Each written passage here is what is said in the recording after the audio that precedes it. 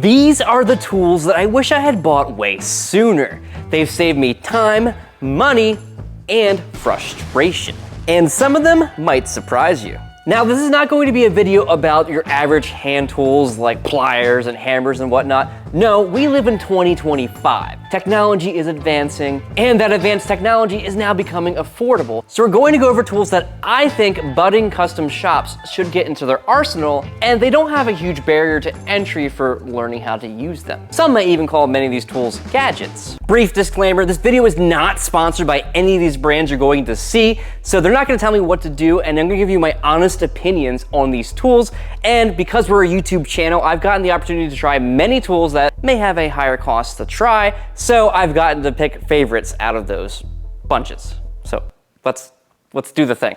We're gonna start simple, and coming in first on the list is the Cleco. If you're not familiar, this will save you hours of time. Much better than using sheet metal screws, this is a reusable rivet. You squeeze it, the prongs come together, you put it in an 1/8 inch hole, you let go, the prongs expand, and it clamps the panels together. It allows you to take panels on and off a car and have a repeatable process that puts the panel exactly where it was every single time.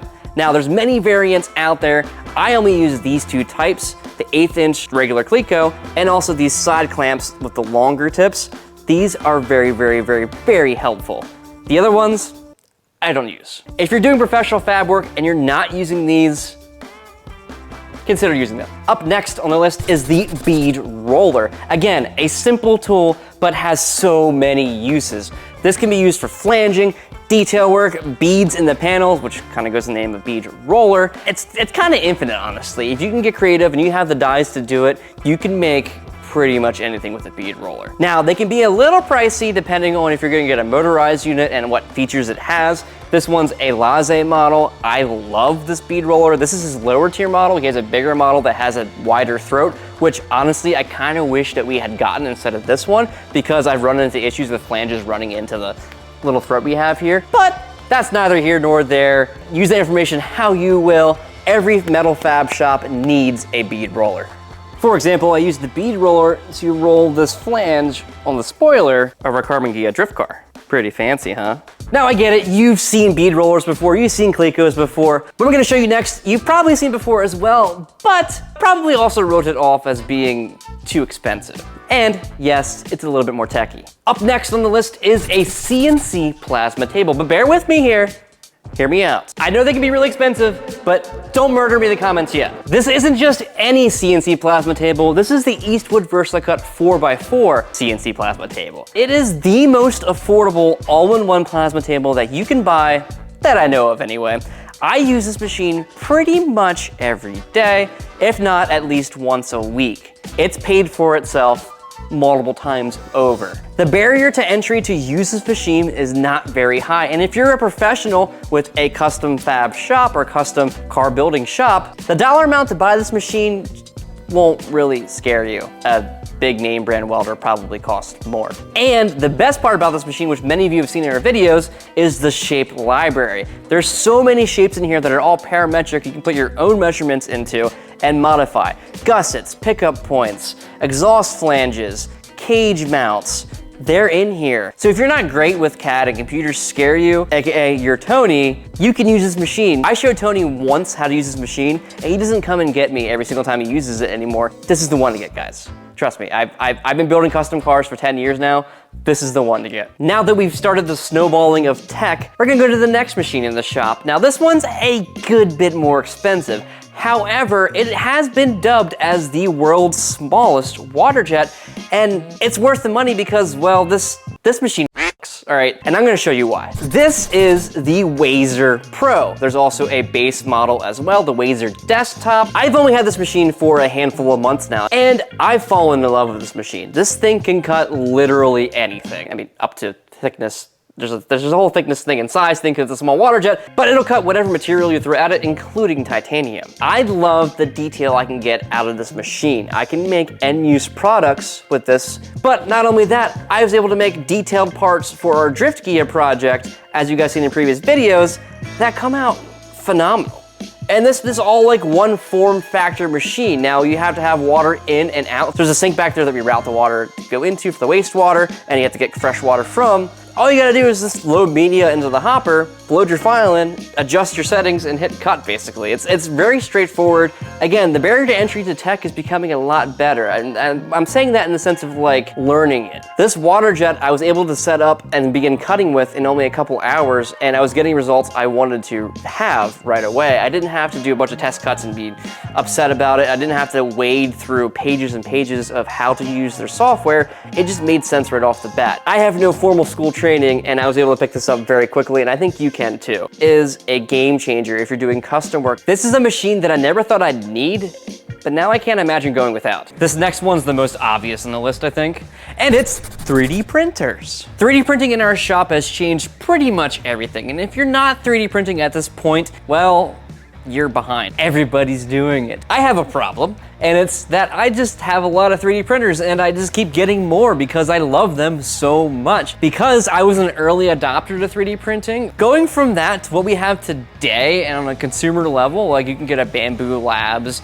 P1S and that thing just right out the box works, it auto calibrates, you just hit print whatever file you want, and 99% of the time it's just gonna print perfectly. 3D printing will change your workflow entirely for the better, and it'll make your work better as well. It's not about computers taking over our jobs or taking over like the creative side. It's about using them to help get your creative vision out there. So I use 3D printing for tooling. I use 3D printing for tooling holders. I use 3D printing for end-use products like the shift bezel that I made in last week's video. There's so much to be gained with 3D printing, and you guys have seen so many videos in 3D printing, so I'm not gonna go into it really far right now. If you're building custom cars professionally, you need to start getting into 3D printing. It's not as daunting as it used to be to get it into. Software is straightforward, there's so many free files online, and there's CAD software that's not too hard to learn now. Get a 3D printer, it'll change your life. It's really hot today. Maybe I should have put air conditioning on this list as well.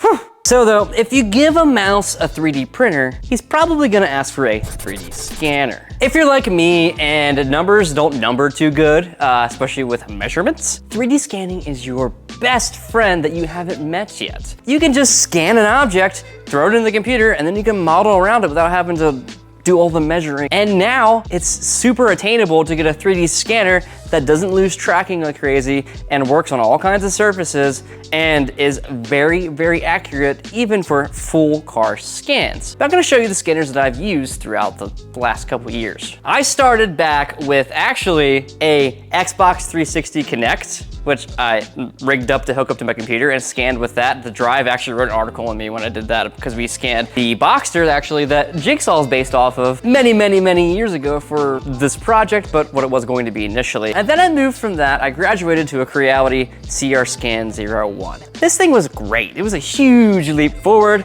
Now looking at it, I wouldn't touch it with what we have now because after that, I moved to the RevoPoint Miraco Pro or Morocco Pro. I don't know how to pronounce it. This thing's awesome because you don't have to plug it into your computer. You can do all your scanning on here. It has a screen, it's like a 2K OLED screen, which I don't know why it even has to be OLED because it's kind of overkill, but it's all in one. So you can scan, you can do all your meshing, everything on here. Super handy. I do recommend it. Tracking can be annoying sometimes. And I'm saying that because now I also have the RevoPoint Track It. This is just the scanner portion. There's also the cameras that track this. That's why there's dots all over it. This thing is the best scanner I've ever used in my life. If you're not using a 3D scanner and you want to keep up in 2025, I highly recommend getting one, especially if you're gonna get a 3D printer, because you're gonna want to have this at your disposal. All right, so we got 2 more left, and I guarantee you guys didn't see either of these coming on this list. The first one is a battery pack. Earlier in the video, when I showed you the CNC Plasma Cutter, you probably noticed a little battery pack to the side. This is the EcoFlow Delta, I believe is what it is. This battery pack has gotten me through so many things. And what's nice about a battery pack is it has outlets on it. I can plug in any power tool into it and it'll run it. So when I don't feel like dragging an extension cord across the shop, I can just set the battery pack down, plug in my shear, cut, and then keep moving. I don't have to drag cords everywhere. It's so handy. I also keep one underneath my welding table. I have a larger one with an extra power bank. They can get you out of so many binds. And the plus side is if you keep them charged in the shop here and there, and in a state of emergency, you can also keep working. And then on the weekend too, when you go camping, you can just take your battery pack with you. You can take it home. Why not? The last entry for this list has been a bit of a secret of mine. I haven't told many people this. I might have did like one TikTok forever ago about it. So I guess I told a lot of people actually. That aside, it's studio lights. You can buy cheap studio lights off of like Amazon or other online places for very, very cheap. And I say that in regards to like, if you go to like a tool truck that pulls up to your shop and you wanna buy a light on a stand that's like heavy duty, usually they're like 350 bucks and it's bright, but it is very blue. It hurts your eyes. It's not a good frequency to like, if you were gonna like record anything, it's gonna like flicker on camera. Whereas a studio light, you can get one that just adjusts from like cold to warm for, I don't know, like 100 bucks on a stand. And I've gotten many of them and I haven't had a single one die on me. And I've had many of my lights for more than 4 years now. I highly recommend it. And it can go as far as we did too and put lights on the ceilings in your shop. Now, because we're a YouTube channel and we did that, we mounted these arms that we could adjust that we have. I think they're like 100 watt and they have built-in fans so they don't get overheated. They just work all the time and they don't hurt my eyes because they're set to a good temperature. Do it. It'll change your life. So that's it, that's the list. Thanks for watching, guys. Comment down below what you think people should have in their shops that's been missing out on, they've been sleeping on in 2025. I wanna know too, maybe I need some new stuff. Hope you guys enjoyed a different video than we normally make. If you're new here, come back for our project videos. We do a lot of them every single week, every Saturday, and now maybe some midweek videos as well. Bye, love you.